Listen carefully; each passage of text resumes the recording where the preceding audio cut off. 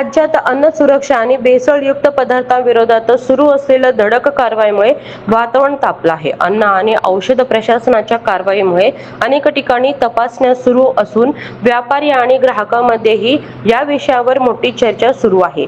अशा परिस्थितीत तुकाराम मुंढे यांच्या नेतृत्वाखाली सुरू असलेल्या कारवायाबाबत अन्न आणि नागरी पुरवठा मंत्री छगन भुजबळ यांनी महत्त्वाची प्रतिक्रिया दिली आहे. भेसळयुक्त अन्नपदार्थ, निकृष्ट दर्जाचे साहित्य आणि ग्राहकांच्या आरोग्याशी खेळ करणाऱ्यांविरोधात कठोर कारवाई होणं आवश्यक असल्याचं मत अनेक स्तरातून व्यक्त होत आहे.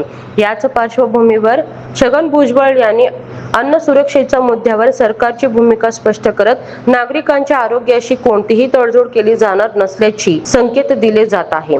गेल्या काही दिवसात राज्यभरात विविध ठिकाणी छापे, नमुने तपासणी आणि कारवाईची प्रक्रिया वेगाने सुरू असल्याचं दिसलं जात आहे. त्यामुळे काही व्यापाऱ्यांमध्ये चिंता असली तरी ग्राहकांकडून या मोहिमेचं स्वागत केलं जात आहे. सुरक्षित आणि दर्जेदार अन्नपदार्थ मिळणं हा प्रत्येक नागरिकाचा अधिकार असल्याचं मतही व्यक्त केली जात आहे. दरम्यान या कारवाईमुळे भविष्यात अन्न व्यवसायात अधिक पारदर्शकता येईल का, याबाबत चर्चा सुरू झाली आहे. सरकारच्या या मोहिमेच्या पुढे किती मोठा परिणाम होतो याकडे सर्वांचे लक्ष लागले आहे.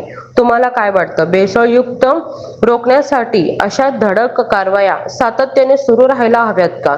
आपलं मत कमेंटमध्ये नक्की सांगा.